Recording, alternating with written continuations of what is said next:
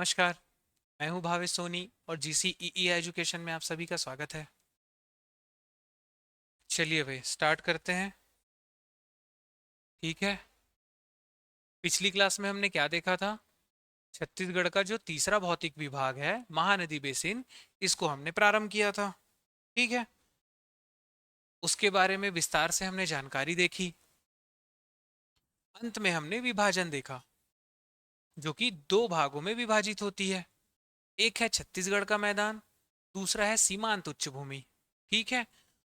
उसके अंतर्गत जो उपविभाग हैं या स्थलाकृतियां हैं, वह कौन कौन सी है, कौन कौन सा हमको पढ़ना है, कैसे हमने उसको क्लासिफाइड किया था, ये सारी जानकारी देखी हमने। ठीक। आज उन्हीं स्थलाकृतियों को हम विस्तार से देखेंगे। आज की क्लास में हम केवल क्या देखेंगे? महानदी बेसिन। महानदी बेसिन के अंतर्गत क्या है? छत्तीसगढ़ का मैदान। छत्तीसगढ़ के मैदान के जो उपविभाग हैं, जो स्थलाकृतियां हैं, उसको हम देखेंगे केवल। फिर नेक्स्ट क्लास में हम सीमांत उच्च भूमि की स्थलाकृतियां को देखेंगे। अभी हम क्या देखेंगे? छत्तीसगढ़ के मैदान की स्थलाकृतियां। ठीक। सबसे पहले मैंने क्या बताया था? पेंड्रा लोरमी का पठार। पेंड्रा लोरमी का पठार। ठीक है। अब ध्यान से सुनते जाना, है ना? और जो मैप देख पाते हैं वो मैप को देखना। सबसे पहले हम क्या देखेंगे? इसका विस्तार देखेंगे। विस्तार देखेंगे। विस्तार मैप में समझते हैं कहां से कहां तक है। मैप में समझेंगे। गौरेला पेंड्रा मरवाही। ठीक है। गौरेला पेंड्रा मरवाही हमारा कौन सा हो गया? ये गौरेला पेंड्रा मरवाही हो गया बिलासपुर के ऊपर। ठीक है। उसके बाद हमारा बिलासपुर का उत्तरी भाग, ऊपरी हिस्सा, मुंगेली जिला और कोरबा जिला। ठीक है। गौरेला पेंड्रा मरवाही में उसके बाद वैसा हिस्सा जो कि जीपीएम से गौरेला पेंड्रा मरवाही से लग रहा है, बिलासपुर का हिस्सा लगने वाला। ठीक है। मुंगेली का लगने वाला और कोरबा का लगने वाला, साथ में कबीरधाम का पंडरिया तहसील। ठीक है। समझ गए? कहने का मतलब क्या है? ये ये गौरेला पेंड्रा मरवाही, ठीक है, जीपीएम जिसको कहते हैं हम। उसके बाद ये ऐसा और ये ऐसा। ठीक है। अब इसको समझेंगे कैसे कि सर कोरबा का कौन सा? कोरबा में पाली तहसील ले लो और कटघोरा तहसील ले लो। ठीक है। पाली तहसील और कटघोरा तहसील। ठीक। गौरेला पेंड्रा मरवाही में पेंड्रा तहसील। ठीक है। मुंगेली में लोरमी तहसील। ठीक। और कवर्धा में पंडरिया तहसील। यहां तक इसका विस्तार है। ठीक है। ठीक है। अगर जिला हम यहां पे देखें तो जीपीएम है। जीपीएम में क्या है? पेंड्रा है भाई। ठीक। मुंगेली जिला, मुंगेली जिला में क्या है? हमारा लोरमी है। लोरमी। ठीक है। उसके बाद हमने क्या देखा? कोरबा देखा। कोरबा में पाली और कटघोरा तहसील। ठीक है। और साथ में एक और देख लिया हमने कबीरधाम में। कबीरधाम में हमने क्या देखा? पंडरिया। यहां तक आप इसको ड्रॉ करो, ऐसा बनना चाहिए। ये हमारा क्या है? पेंड्रा लोरमी का पठार है। ठीक है। यहां तक समझ आ गया? समझ आ गया? कमेंट करो, आवाज नहीं आएगी तो बताना। ठीक। चलो दिशा देखते हैं। दिशा क्या है? उत्तर पश्चिम है। दिशा क्या है? उत्तर पश्चिम है। ठीक। दिशा लिख लेते हैं, उत्तर पश्चिम। ऊंचाई, ऊंचाई जब हम देखते हैं तो 700 से 900 मीटर। पेंड्रा लोरमी के पठार की ऊंचाई 700 से 900 मीटर। ठीक। यहां पे कुछ पॉइंट्स हैं, उसको ध्यान से सुनना। यह मैकल श्रेणी का ही भाग है। मैकल श्रेणी इस तरफ पश्चिम में, ये वाला हिस्सा, तो उसी का ही ये भाग है, मैकल श्रेणी का ये एक भाग है। ठीक, अब चूंकि मैकल श्रेणी का भाग है तो इस एरिया में वर्षा बहुत कम होती है। अब मुझको ये बताओ कि मैकल श्रेणी का ये पूर्वी भाग है, तो इसमें कैसे वर्षा कम होती है, क्यों होती है, इसको बताना। दो आपका मतलब आपसे पूछा था मैंने पिछली क्लास में, उसको भी नहीं बताए हो। ठीक है, तो ये मैकल रेंज का एक पार्ट है, यहाँ पे वर्षा कम होती है। ठीक, और क्या जानना है इसके बारे में। हाफ नदी, हाफ नदी, हाफ नदी क्या है, कांदावनी की पहाड़ी है। कांदावनी की पहाड़ी कहाँ पे है, मैकल श्रेणी में। ठीक है, कांदावनी की पहाड़ी कहाँ पे है, मैकल श्रेणी में, यहाँ पे पंडरिया के पास। ठीक है, यहाँ पे पंडरिया के पास क्या है, कांदावनी की पहाड़ी है। ये इसी पहाड़ी से हाफ नदी निकलती है। इसी पहाड़ी से क्या निकलेगी, हाफ नदी निकलती है, और ऐसे करके नीचे आती हुई शिवनाथ में क्या हो जाती है, मिल जाती है। शिवनाथ में क्या हो जाती है, ये मिल जाती है। तो ये हाफ नदी का क्या है, तो ये हाफ नदी जो है ना, पेंड्रालोरमी के पठार की पश्चिमी सीमा निर्धारित करती है। पेंड्रालोरमी के पठार की पश्चिमी सीमा ये हाफ नदी जो है वो निर्धारित करती है। ठीक है, हाफ नदी किसकी सीमा निर्धारित करेगी भाई, किसकी सीमा, पेंड्रालोरमी के पठार की। ठीक, यहां तक समझ गए आप। चलो, अब अचानक मार अभ्यारण्य है। अचानक मार अभ्यारण्य कहाँ पे है, मुख्य हिस्सा उसका कहाँ पे आता है, हमारा एमपी में आता है। लेकिन मुंगेली जो है, मुंगेली का लोरमी और हल्का सा बिलासपुर, मुंगेली का लोरमी और हल्का सा बिलासपुर अचानक मार श्रृंखला में आते हैं। अचानक मार जो अभ्यारण्य है ना, उसमें आते हैं। तो मान के चलो लोरमी के पठार में अचानक मार आ रहा है, कि अचानक मार में लोरमी का पठार आ रहा है। ठीक, दोनों मतलब एक ही है। तो हम क्या कहेंगे कि जो अचानक मार अभ्यारण्य है वह इसी पठार पर स्थित है, कुछ हिस्सा इसी पठार पर स्थित है। समझ गए, अचानक मार का अभ्यारण्य जो है उसका जो लोकेशन है आपको ध्यान रहना चाहिए। यहाँ पे अनूपपुर तहसील है, यहाँ पे डिंडोरी तहसील है। ठीक, और यहाँ पे ये हमारा क्या हो गया, ये हमारा हो गया लोरमी, हल्का सा बिलासपुर। तो ये अचानक मार अभ्यारण्य में है, तो अचानक मार अभ्यारण्य इसी श्रृंखला पर स्थित है, ऐसा कह सकते हैं। ठीक है, चलो, पेंडालोरमी का पठार, इसमें कुछ चोटी देखना है हमको, प्रमुख चोटियां बहुत इंपॉर्टेंट है। प्रमुख चोटियां बहुत इंपॉर्टेंट है ना। पहला है पलमा चोटी। पलमा चोटी कहाँ पे है ये है हमारा जीपीएम, गौरेला पेंड्रा मरवाही में। ठीक है, हाइट कितनी है इसकी, 1080 मीटर। दूसरी चोटी है लाफागढ़। लाफागढ़ कहाँ है, लाफागढ़ ये है हमारा कोरबा में। ऊंचाई कितनी है, 1080 था, 1048 कर दो। ठीक, तीसरी जो चोटी है वो है चंदेली पहाड़। चंदेली पहाड़ कहाँ पे है भाई, लोरमी। लोरमी कहाँ पे, मुंगेली। कितनी है ऊंचाई इसकी, 821 मीटर। ठीक है, ये हमारा पेंड्रा लोरमी का पठार कंप्लीट हो गया। कौन कौन से जिले में है, गौरेला पेंड्रा मरवाही के पेंड्रा से विस्तार इसका प्रारंभ होता है, मुंगेली के लोरमी में।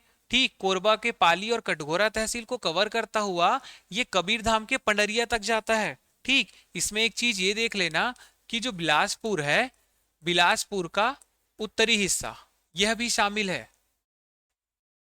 ठीक है, विस्तार हो गया। दिशा कौन सी है, उत्तर पश्चिम दिशा है। ऊंचाई 700 से 900 मीटर है। ठीक, उसके बाद हमने क्या देखा, अभ्यारण्य, अचानक मार अभ्यारण्य इसी श्रृंखला पर स्थित है, मैकल श्रेणी का ये भाग है, वर्षा इस क्षेत्र में बहुत कम होती है। ठीक, और अंत में हमने चोटियां देखी, पलमा चोटी जो हमने देखा 1080 मीटर जो गौरेला पेंड्रा मरवाही में है, 1048 मीटर लाफागढ़ दूसरी चोटी है जो कोरबा में है, तीसरी चोटी है चंदेली पहाड़ जो कि मुंगेली के लोरमी में है, और उसकी हाइट है 821 मीटर। ठीक है, ये पेंड्रा लोरमी का पठार हमारा कंप्लीट हुआ। ठीक, दूसरी स्थलाकृतियां क्या थी, दूसरी स्तराकृति क्या थी? बिलासपुर का मैदान, बिलासपुर का मैदान। इसको ध्यान से सुनना है ना, नहीं तो इधर का उधर ले जाएंगे आप। बिलासपुर का मैदान। मैप से जितना अच्छे से समझ आएगा उतना बोर्ड में डायरेक्ट समझ नहीं आता है। बिलासपुर का मैदान फैला कहाँ पे है? ये वाले हिस्से में फैला है बिलासपुर का मैदान, इस वाले हिस्से में, केवल बिलासपुर में और जांजगीर चांपा में। कहाँ पे? बिलासपुर में और जांजगीर चांपा में। ये बिलासपुर हुआ, उसके राइट साइड में जांजगीर चांपा। मुख्य रूप से जांजगीर चांपा में फैला है, बिलासपुर का मैदान कहते हैं लेकिन मुख्य रूप से जांजगीर चांपा में। अधिकांश भाग उसका कहाँ पे है? जांजगीर चांपा में है। आप लोग एक सेकेंड रुकना।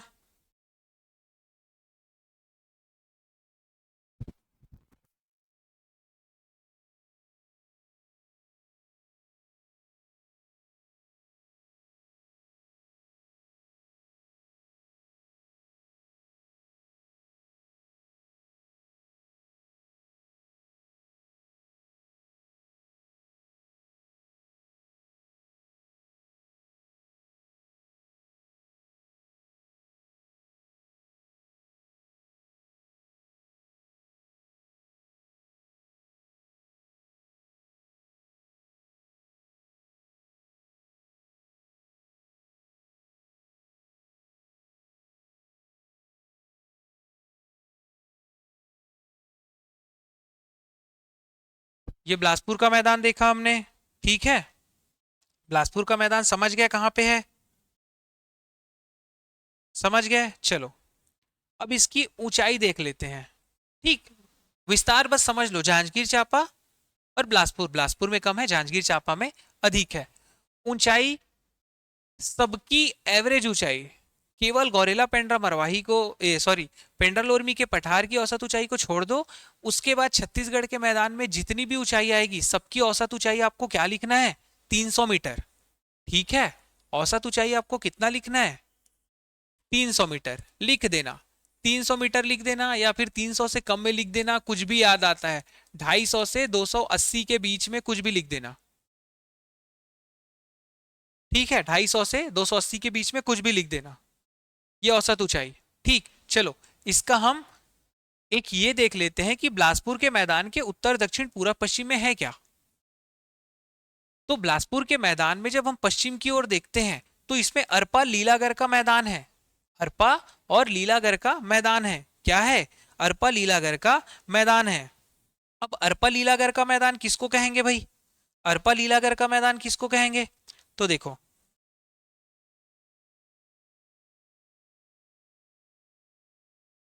पेंड्रा पठार, ठीक है, पेंड्रा पठार। और क्या पठार देखे हम? लोरमी का पठार देखे हैं। ठीक है, पेंड्रा का पठार देखे हम और लोरमी का पठार देखे हैं। तो पेंड्रा का जो ये पठार है, यहां से एक नदी निकलती है। ठीक है, जब नदी पढ़ेंगे अपवाद तंत्र तो अच्छे से पढ़ेंगे। यहां से एक नदी निकलेगी, ठीक है, और वो आके शिवनाथ में मिल जाएगी। ये अरपा नदी है। ठीक, बिलासपुर का जो पश्चिमी भाग है वहीं से एक दूसरी नदी निकलती है, लीलागढ़, वह भी आके शिवनाथ में पश्चिमी बॉर्डर बनाते हुए बिलासपुर का मिल जाती है। यह क्या कहलाती है? दोनों के बीच का हिस्सा अरपा लीलागढ़ का मैदान कहलाता है। तो बिलासपुर के पश्चिमी ओर है वो, तो ये क्या कहलाएगा? अरपा लीलागढ़ का मैदान कहलाएगा।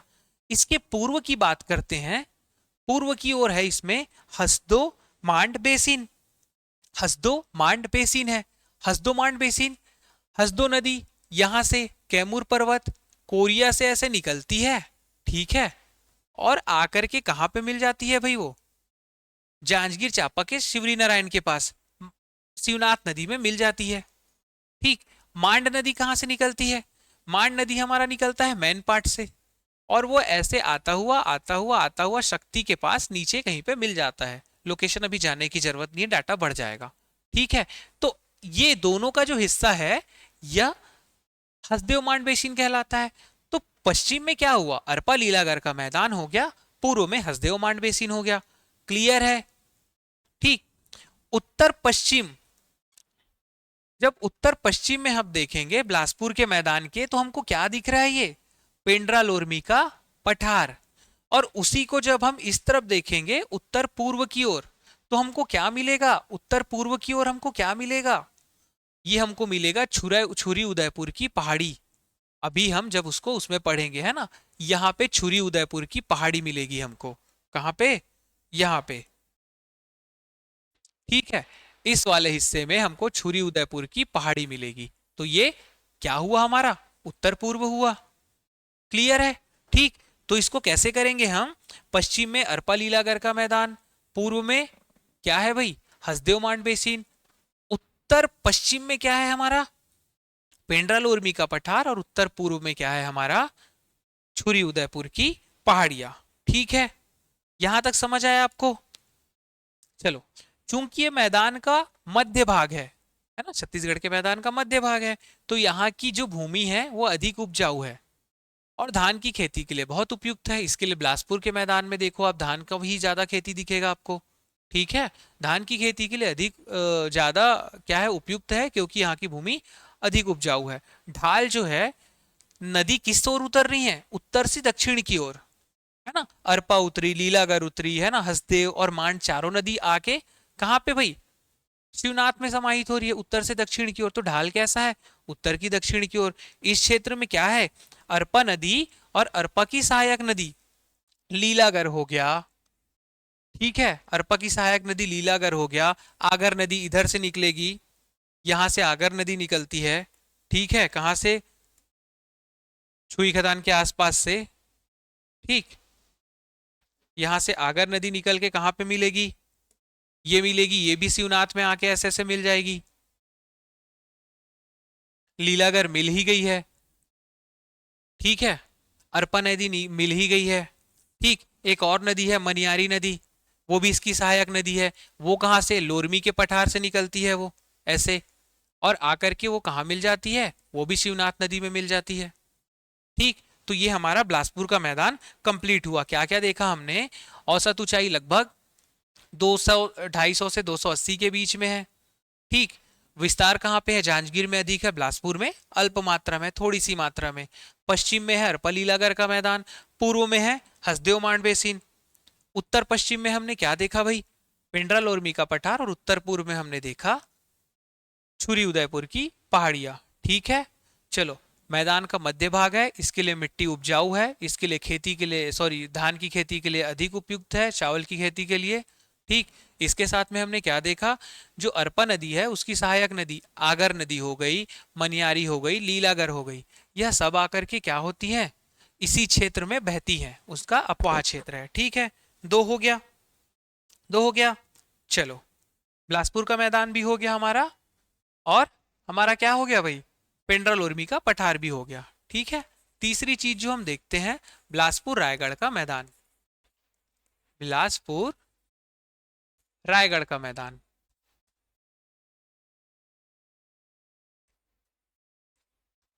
सब छोटा छोटा ही है ना, ऐसा ही है, छोटा छोटा।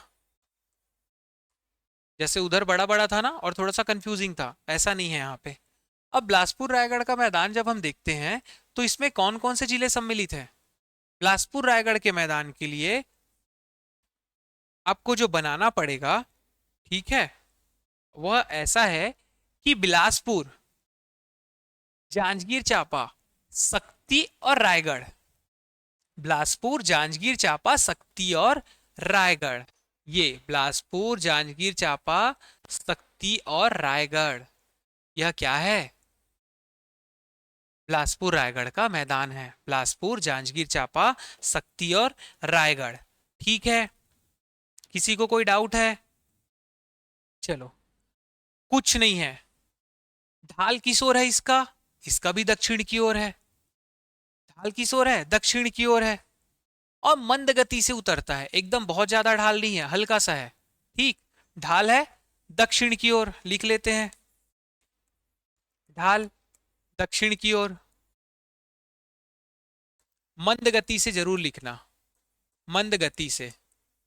ठीक, औसत ऊंचाई मैंने बताया था, लिख दो 250। ठीक है। इसका क्षेत्रफल पूछा जाता है। क्षेत्रफल में आप लिखना 3 बार 1 2 बार 8 किलोमीटर स्क्वायर।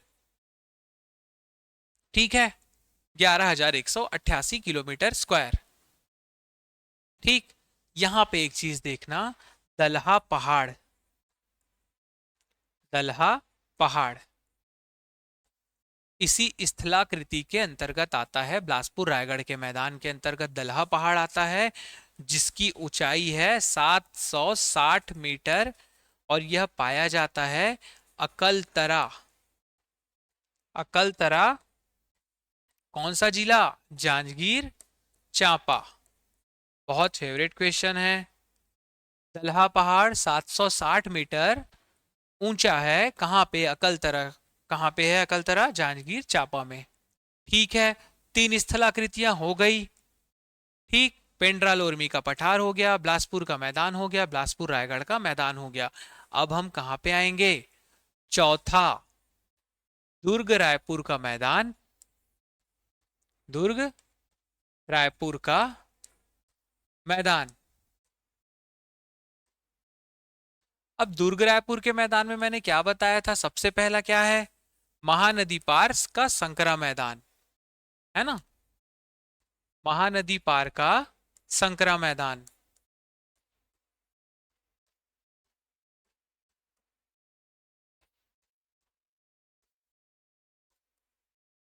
महानदी पार का संकरा मैदान। ठीक। इसको जानने के लिए पहले आप मैप में आ जाओ। आप यहाँ पे महानदी और शिवनाथ नदी को ड्रॉ कर लेते हैं अपन। ठीक है, तो महानदी को ड्रॉ करते हैं। कैसे करेंगे? महानदी कहां से कहां तक है भाई? ये सिहावा पर्वत धमतरी है ना, यहां से महानदी ऐसे निकलेगी। ठीक है, धमतरी रायपुर की ऐसे सीमा बनाते हुए। ठीक। इसके बाद ये कहां से भाई? सॉरी, यहां से नहीं है ना, ऐसे धमतरी के बाद से ये रायपुर से।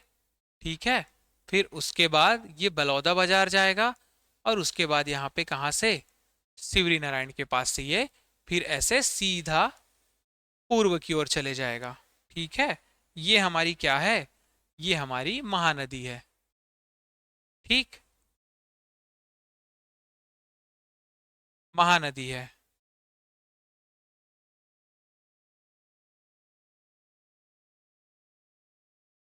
ठीक है, ये महानदी हो गई। कहाँ से निकली? सिहावा पर्वत धमतरी से निकली। सिहावा पर्वत धमतरी से निकली। उसके बाद वो कांकेर गई, कांकेर से वापस धमतरी आई। धमतरी से वो गरियाबंद और महासमुंद में एंटर करती हुई सीमा बनाती हुई बलौदा बाजार। बलौदा बाजार से वो राइट ले लेती है और स्ट्रेट चलती है, जिससे कि वो जांजगीर चांपा की दक्षिण सीमा, सक्ती की दक्षिण सीमा और रायगढ़ की दक्षिण सीमा बनाते हुए ओडिशा में चले जाती है। ठीक है, ये हमारी महानदी है। अब उसके बाद हम देखते हैं शिवनाथ नदी को। शिवनाथ नदी अभी हम कह लेते हैं राजनांदगांव, नहीं भाई, कौन? मोहला मानपुर अंबागढ़ चौकी। तो वहां से शिवनाथ नदी के बारे में 2-3 चीजें हैं उद्गम को लेके। जब हम अपवाह तंत्र पढ़ेंगे तब मैं इस चीजों को आपके साथ में इसको अपन एक्सप्लेन करके डिटेलिंग में पढ़ेंगे। लेकिन अभी फिलहाल हम ये मान लेते हैं पाना बरस की पहाड़ी। ठीक है, कहाँ पाना बरस की पहाड़ी? यहीं पे। पहले राजनांदगांव था, अभी अंबागढ़ चौकी मान के चलो। ठीक है, यहां से ये निकलेगी। यहां से क्या करेगी? ये निकलेगी। ठीक है, अब निकलते हुए ये ऐसे चलते हुए बालोद, बालोद के बाद फिर ये रायपुर, सॉरी यहाँ पे दुर्ग में एंटर करेगी। दुर्ग के बाद रायपुर और बेमेतरा की सीमा बनाते हुई फिर सीधा सीधा ये ऐसे चले जाएगी। ठीक है, कहाँ से निकली? अंबागढ़ चौकी, पाना बरस है ना, पाना बरस से निकली, थोड़ा सा बालोद घुसी। बालोद के बाद ये कहाँ पे घुस गई? दुर्ग में। दुर्ग के बाद ये जो रायपुर की पश्चिमी सीमा है वहां आ जाती है। रायपुर की पश्चिमी सीमा, उसके बाद उसी सीमा को ये फॉलो करते हुए कहाँ पे आ गई? मुंगेली की दक्षिण सीमा, बिलासपुर की दक्षिण सीमा, उसके बाद यहाँ पे। ठीक है, दक्षिण सीमा, उसके बाद आके फिर नीचे नीचे जो जांजगीर चांपा सक्ती है दक्षिण सीमा, वहां पे पूरा ये ऐसे आ जाती है। और महानदी के सम्मिलित होके ये वापस से राइट मुड़ जाती है, मतलब राइट साइड ये चली जाती है। ठीक है, किसी को कोई डाउट है यहाँ तक? हम्म, किसी को कोई डाउट है? जांजगीर चांपा में मिलेगी ये, शिवरी नारायण में, रायपुर सॉरी महानदी से। ठीक है, चलो अब देखो, महानदी का आपको पता चल गया रूट क्या है, और शिवनाथ नदी का। तो महानदी पार का संकरा मैदान, इसका कहने का मतलब क्या होता है? महानदी पार का संकरा मैदान, तो ये महानदी है। ठीक है, महानदी के राइट साइड में उच्च भूमि भी है। तो महानदी के राइट साइड में उच्च भूमि और महानदी के बीच की जो मैदान है उसको संकरा मैदान कहते हैं। ठीक, लेकिन इसका जब हम विस्तार लिखेंगे तो विस्तार में आप ये लिखना कि छत्तीसगढ़ के मैदान का पूर्वी भाग है ये। छत्तीसगढ़ के मैदान का पहला पॉइंट हो गया, ये पूर्वी भाग है। ठीक, महानदी और शिवनाथ नदी दोआब, दोआब क्या कहते हैं? दो नदियों के बीच का क्षेत्र। तो महानदी और शिवनाथ नदी दोआब और धमतरी महासमुंद उच्च भूमि के बीच का क्षेत्र। समझ गए? ऐसे ही लिखना विस्तार में। ये महानदी और शिवनाथ का दोआब हो गया। ठीक, यहाँ पे उच्च भूमि है इस तरफ, धमतरी महासमुंद, उसके बीच का क्षेत्र है ना। आपको एक ड्रॉ करके बता रहा हूं मैं, यहाँ पे धमतरी महासमुंद उच्च भूमि है। ठीक है, और ये महानदी दोआब हो गया, महानदी शिवनाथ नदी दोआब। तो ये वाला जो क्षेत्र है, कौन सा वाला क्षेत्र? ये वाला जो क्षेत्र है अपना, ये ये ये क्या होगा? शंकरा मैदान। क्या होगा ये? शंकरा मैदान। समझ गए? महानदी पार का शंकरा मैदान। क्लियर है? क्लियर है यहां तक? चलो, इसमें कौन कौन सा जिला आता है भाई? इसमें आएगा हमारा धमतरी का उत्तर पश्चिम, धमतरी का उत्तर पश्चिम नहीं, धमतरी का उत्तर पूर्व आएगा। ठीक है, धमतरी का उत्तर पूर्व आएगा। महासमुंद का पश्चिमी हिस्सा, नोट करते जाना है ना, धमतरी का उत्तर पूर्व, सॉरी धमतरी का उत्तर पूर्व हिस्सा ये वाला, महासमुंद का पश्चिमी हिस्सा। ठीक है, बलौदा बाजार का पश्चिमी हिस्सा, बलौदा बाजार का पूर्वी हिस्सा, सॉरी बलौदा बाजार का पूर्वी हिस्सा, ये है बलौदा बाजार, उसका पूर्वी हिस्सा। यहां तक भी ले लेते हैं हम। सारंगढ़ का भी कुछ हिस्सा आता है इसमें, सारंगढ़ बिलाईगढ़ का, ये वाला पूरा हिस्सा। ठीक, ये क्या हो जाएगा? महानदी पार का संकरा मैदान हो जाएगा। ये महानदी पार का पूरा, ये संकरा मैदान महानदी पार का। ठीक है, ये महानदी पार का संकरा मैदान। ठीक है, जिसकी चौड़ाई 13 से 16 किलोमीटर है, जिसकी चौड़ाई 13 से 16 किलोमीटर है। ऊंचाई वही लिख लेंगे अपन 300 के आसपास। ऊंचाई क्या लिखेंगे? 300 के आसपास, 300 मीटर ही लिख लो। ठीक है, उसके बाद वही चीज है, चट्टान कौन सी पाई जाती है? कड़प्पा। जितना डिटेल अपन आपको लिखने का है तो लिख सकते हो, चूना पत्थर, ये सब। मेन क्या है? मेन यहाँ पे हमको लोकेशन जानना है, एग्जैक्टली वहां से क्या निकलता है क्या नहीं निकलता है। तो महानदी पार का संकरा मैदान हमने समझ लिया। महानदी शिवनाथ नदी दोआब और धमतरी महासमुंद उच्च भूमि के बीच का जो संकरा हिस्सा है वह महानदी पार का संकरा मैदान कहलाता है, जिसमें धमतरी का उत्तर पूर्व हिस्सा, ठीक है, महासमुंद का पश्चिमी हिस्सा, बलौदा बाजार का पूर्वी हिस्सा और सारंगढ़ बिलाईगढ़ का पश्चिमी हिस्सा, ठीक है, ये इसमें सम्मिलित है। ठीक, क्लियर है? रायपुर दुर्ग मैदान में पहला जो महानदी पार का संकरा मैदान हमने देख लिया, दूसरा देखेंगे शिवनाथ पार का मैदान। शिवनाथ पार का मैदान,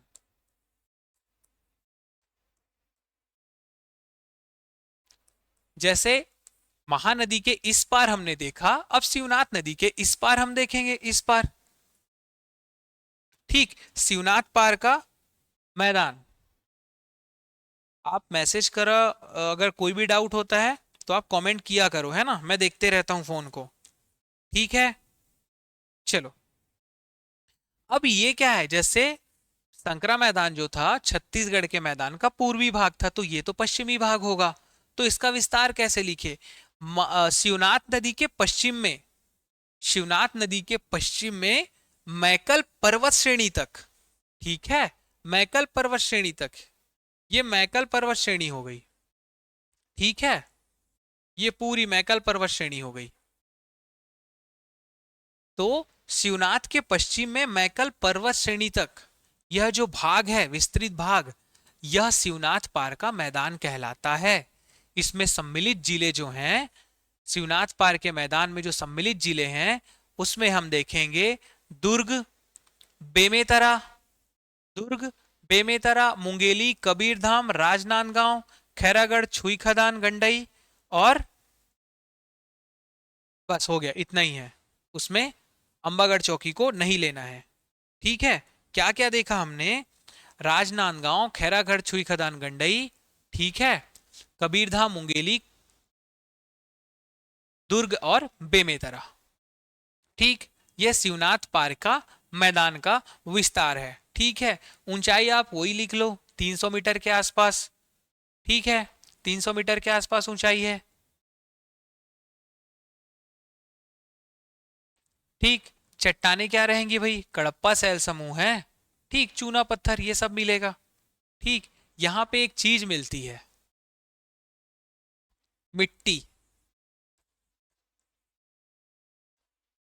मिट्टी, यहां पे काली मिट्टी मिलती है। काली मिट्टी मिलती है, और काली मिट्टी क्या होती है? रबी फसल के लिए सर्वाधिक उपयुक्त होती है ना?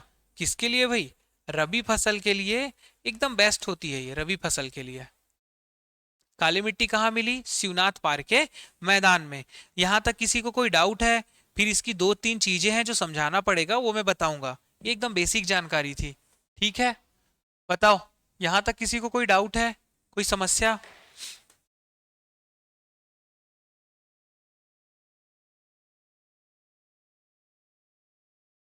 चलो ठीक है, नहीं है, आगे बढ़ते हैं। अब मैप का काम नहीं है। अब देखो, इसमें कोई कोई एक एक दो दो तीन तीन पॉइंट है। कैसे है? यहाँ पे बीच बीच में मिट्टी के छोटे छोटे टीले दिखाई देते हैं। यहाँ की भूमि में बीच बीच में मिट्टी के छोटे छोटे टीले दिखाई देते हैं, जिसकी ऊपरी मिट्टी कैसी है? लाल बजरी युक्त है। लाल बजरी युक्त है, और काली मिट्टी है। कैसी है? लाल बजरी युक्त, और भाटा लिख सकते हो उसको, है ना? लाल बजरी युक्त, बजरी युक्त। बजरी जानते हो? लाल बजरीयुक्त, और कैसी है? भाटा है। भाटा, ये मिट्टी है, लाल बजरीयुक्त और भाटा। कहाँ पे? ये छोटे छोटे टीले दिखाई देते हैं, छोटे छोटे टीले। उनके ऊपर की मिट्टी कैसी है? लाल बजरीयुक्त भाटा है। ठीक, जब हम इस भूमि को देखते हैं, तो भूमि में हमको लहर दिखती है, मतलब लहरदार भूमि है। लहरदार भूमि है, उर्मिल प्रकार की एक आकृति दिखती है। समझ रहे हो? वो आकृति कैसी है? लहरदार आकृति दिखती है, उर्मिल प्रकार की। उर्मिल क्या है? क्वेश्चन मार्क का जैसा चिन्ह रहता है ना, उसको उर्मिल कहते हैं। ठीक है, ठीक है, बहुत सारी चीजें लिख नहीं रहा हूं, बहुत सारी चीजें हो जाएंगी। ठीक, यहां तक समझ आया? एक चीज और लिख लो यहाँ पे, जो मैदान की मिट्टी है, मैदानी मिट्टी है, वो उथली है, अर्थात पतली है। और नदी के किनारों की मिट्टी की जो मोटाई है वो ज्यादा है। ठीक, जो यहाँ पे नदी है और जो मैदान है, तो मैदान की मिट्टी उथली हुई है, अर्थात पतली है। और जो नदी के किनारे में जो मिट्टी पाई जाती है, वो मोटाई में अधिक है। ठीक, एक चीज ये हो गया। और क्या चीज है भाई शिवनाथ पार्क के मैदान में? यहाँ पे जो नदियां बहती हैं, तो मैकल पर्वत श्रेणी से जितनी नदियां बहेंगी, सब शिवनाथ में ही जाके मिलेंगी, क्योंकि ढाल इस ओर है। ठीक है, तो कौन कौन सी नदियां हो गई? आमनेर हो गई। ठीक है, कौन कौन सी नदियों का प्रवाह क्षेत्र है ये? शिवनाथ पार्क का मैदान। आमनेर हो गई, सुरही हो गई, ठीक है, और क्या, कर्रा हो गई। ये सब नदियां कहाँ है? मैकल पर्वत श्रेणी से निकलेंगी और शिवनाथ में आकर के मिल जाएंगी। ठीक है, हाफ नदी बताया था मैं, वो भी कहाँ से निकल रही है, कांदावनी पहाड़ी। कांदावनी पहाड़ी किसका भाग है, मैकल पर्वत श्रेणी का। ठीक, क्लियर हो गया, क्लियर हो गया। चलो एक और चीज इसमें, जो ये भाटा भूमि है ना, भाटा भूमि जैसे मैंने बताया, तो ये जो भाटा भूमि है, तो भाटा भूमि के नीचे, भाटा भूमि के नीचे हमको पीली मिट्टी मिलती है, पीली सरंध्र मिलती है, पीली सरंध्र मिट्टी। सरंध्र कहने का मतलब है भुरभुरी रहती है वो। साथ में रेतीली मिट्टी मिलती है, बलुई मिट्टी, है ना, बलुई मिट्टी, बलुई मिट्टी। भाटा भूमि के नीचे हमको क्या मिल रहा है, पीली सरंध्र मिट्टी मिल रही है और बलुई मिट्टी मिल रही है। ठीक, जिसको क्या कहते हैं, जिसको मटासी और डोरसा कहते हैं। जब मिट्टी पढ़ेंगे तो ये का निर्माण इसका कैसे होता है ये देखेंगे, जिसको मटासी कहते हैं और डोरसा कहते हैं। ठीक है, ठीक। चलो, शिवनाथ पार का मैदान विस्तार हमने देख लिया, शिवनाथ नदी के पश्चिम से लेकर मैकल पर्वत श्रेणी तक। ठीक है, राजनांदगांव, खैराखड़, छुई खदान, गंडई, कबीरधाम, बेमेतरा, दुर्ग, मुंगिली का थोड़ा सा हिस्सा, ये सब इसमें सम्मिलित है। ठीक, ऊंचाई वही 300 मीटर लगभग, ढाल पश्चिम की ओर है, सॉरी पूर्व की ओर है, चट्टाने, कड़प्पा सैल समूह, चूना पत्थर, ये सब काली मिट्टी मिलती है जो रबी फसल के लिए उपयुक्त है। कहीं कहीं पे छोटे छोटे मिट्टी के टीले दिखते हैं, जिसकी ऊपर की मिट्टी लाल बजरी युक्त लाल है तथा भाटा है। इसी भाटा के नीचे जब हम देखते हैं तो पीली सरंध्र और रेतीली मिट्टी मिलती है, जिसको मटासी और डोरसा कहते हैं। भूमि को देखने से यह लहरदार प्रतीत होती है, उर्मिल प्रकार की। ठीक, मैकल पर्वत श्रेणी से निकलने वाली जितनी नदियां हैं, आमनेर, सुरही, हाप और कर्रा, ये सब पूर्व की ओर जाकर के शिवनाथ नदी में मिल जाती है। ठीक, ये सब जानकारी है किसकी भाई, शिवनाथ पार के मैदान की। ठीक, काली मिट्टी का सबसे पहले यहाँ पे उल्लेख कहाँ पे हुआ, शिवनाथ पार के मैदान में, इसको ध्यान में रखना, केवल काली। ठीक है, चलो अब दुर्ग रायपुर के मैदान का तीसरा और अंतिम क्या है, शिवनाथ महानदी दोआब, शिवनाथ महानदी दोआब, शिवनाथ महानदी दोआब।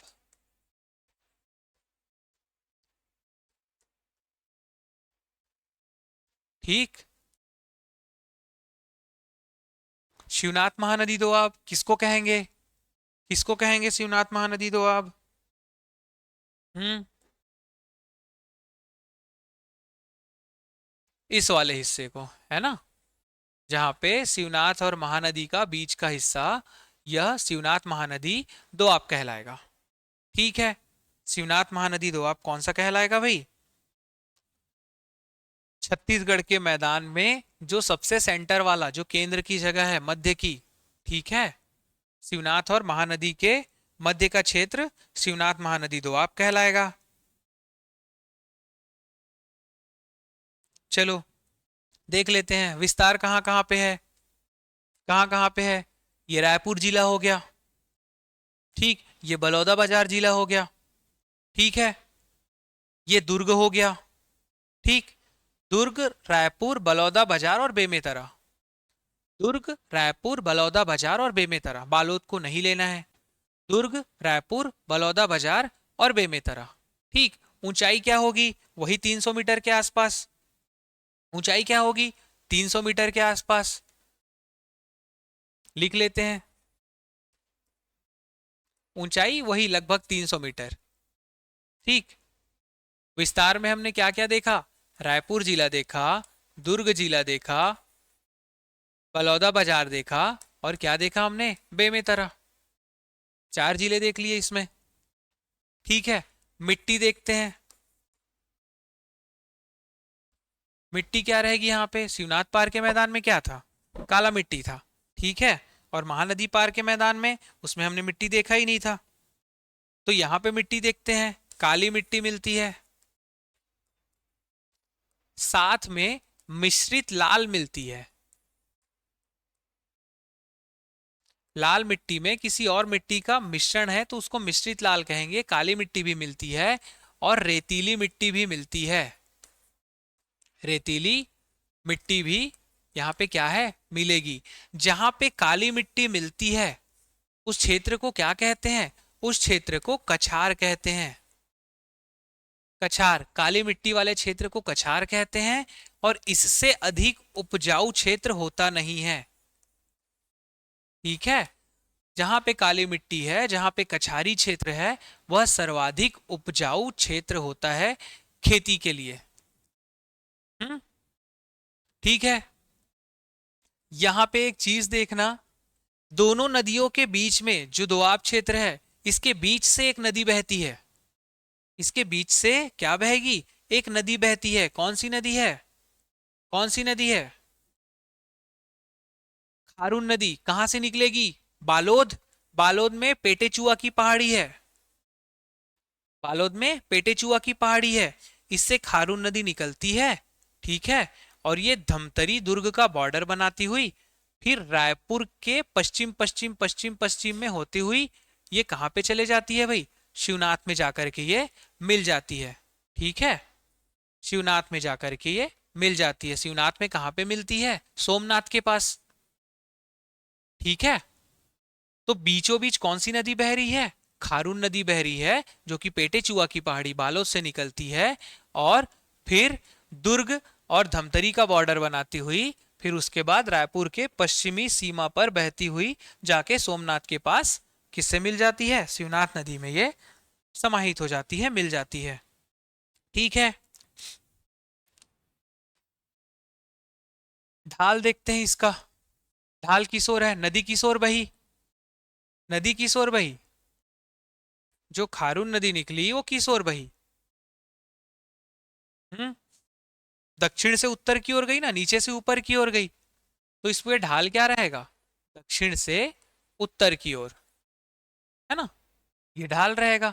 चट्टान फिर वही है अपना कड़प्पा, चूना पत्थर मिला है वहां पे करके। ठीक, एक चीज है ध्यान देना कि यहाँ की जो नदियां होती हैं, यहाँ की जो नदियां हैं, जो सहायक नदियां हैं या नदियां हैं, वो लंबवत बहती हैं, लंबवत, लंबवत बहती हैं।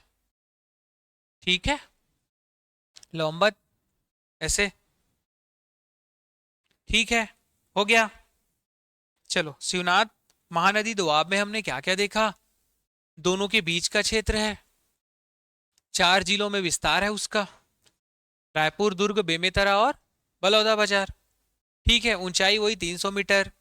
मिट्टी काली, मिश्रित लाल और रेतीली मिट्टी। काली मिट्टी है तो कछारी क्षेत्र जो कि सर्वाधिक उपजाऊ होती है। दोनों का ढाल किस ओर है, दक्षिण से उत्तर की ओर। कैसे पता चला, दोनों के बीच से खारून नदी निकलती है जो कि बालोद से ऊपर बहती हुई शिवनाथ नदी में जाकर के उसका विसर्जन हो जाता है। ठीक है, यहाँ की नदियां लंबवत बहती हैं। ठीक, रायपुर दुर्ग उच्च भूमि यहाँ पे हमने कंप्लीट कर लिया। ठीक, कुल मिलाकर के 6 स्थलाकृतियों को हमने कंप्लीट कर लिया। ठीक, 6 स्थलाकृतियों को हमने कंप्लीट कर लिया। सीक्वेंस से चले तो ये 5वें नंबर पे क्या आएगा, हसदो मांड बेसिन, हसदो मांड बेसिन। बताओ भाई, हसदो मांड बेसिन, क्या बताया था, बेसिन किसको कहते हैं, हम्म, बताओ कोई, बेसिन किसको कहते हैं।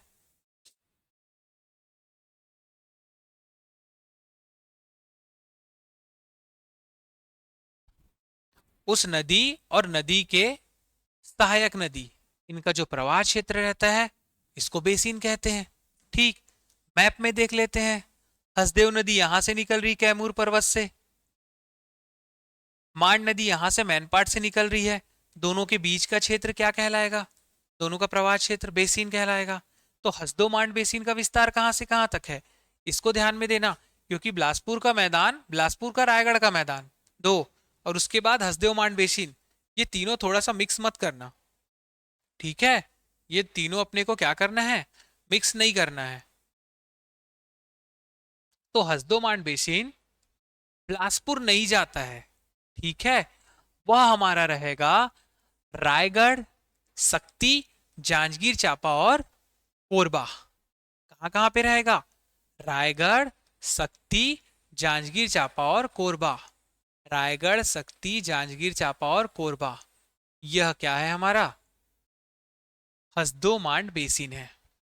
जसपुर, सॉरी, रायगढ़, सक्ती, जांजगीर चांपा और कोरबा छत्तीसगढ़ के मैदान का पूर्वी भाग है। पूर्वी भाग है ना, पूर्व में है। छत्तीसगढ़ के मैदान का पूर्वी भाग है।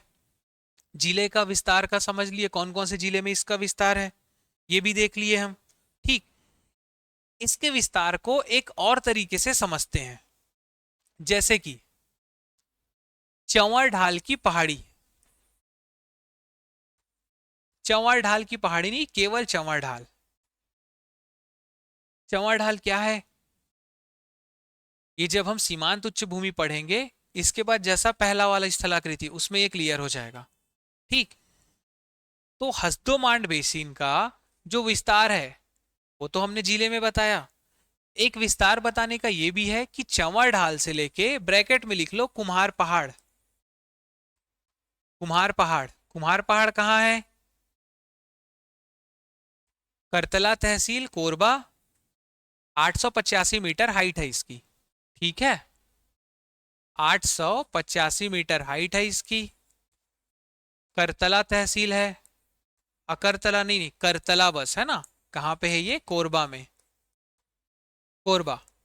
ठीक, चंवर ढाल को इसके स्टार्टिंग पॉइंट से ही जानते हैं। ये स्टार्टिंग पॉइंट है कुम्हार पहाड़ चंवर ढाल का। वहां से लेके सारंगगढ़ की पहाड़ी, सारंगगढ़ की पहाड़ी,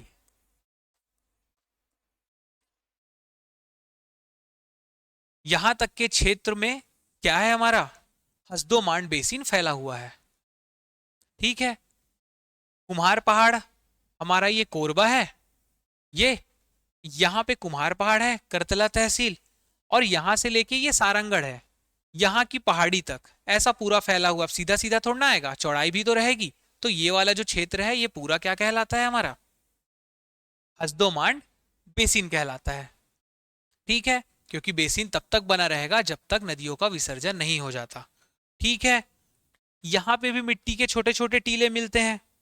ठीक है, यहाँ पे भी मिट्टी के छोटे छोटे टीले मिलते हैं, वैसे ही लाल बजरी युक्त भाटा मिट्टी, जैसा हमने कहाँ पे देखा था भाई? शिवनाथ पार्क के मैदान में देखा था। ठीक सेम चीज यहाँ पे भी मिलती है।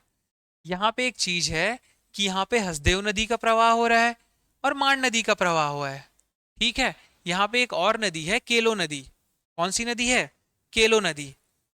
केलो नदी का भी प्रवाह क्षेत्र यहीं पे है। केलो नदी का भी प्रवाह क्षेत्र यहीं पे है। केलो नदी कहाँ से निकलेगी? वो निकलेगी हमारी रायगढ़ से, लगभग यहीं से ही निकलेगी ये केलो नदी। ठीक है, लुड़ेग की पहाड़ी, लुड़ेग की पहाड़ी, यहां से केलो नदी निकलेगी और ये भी ऐसे ऐसे करते हुए यहाँ पे आ जाती है शिवनाथ में ही। ठीक, तो यहाँ पे हसदो मांड और केलो नदी का प्रवाह क्षेत्र है, ऐसा कह सकते हैं। ठीक है, हसदो मांड एवं केलो नदी का प्रवाह क्षेत्र है। ये जो चंवर ढाल की पहाड़ी है ना, इसी में हमारा क्या है? जो ऐतिहासिक गुफा है, जो हम प्राचीन छत्तीसगढ़ के इतिहास में पढ़ते हैं, सिंघनपुर की गुफा। ठीक है, ये किस में है भाई? ये इसी चंवर ढाल की पहाड़ी में है। ठीक है, चंवर ढाल, हसदोमांड बेसिन, विस्तार समझ गए, स्थिति समझ गए। छत्तीसगढ़ के पूर्व में विस्तार कहाँ कहाँ पे? जांजगीर चांपा, सक्ती, रायगढ़ और कोरबा।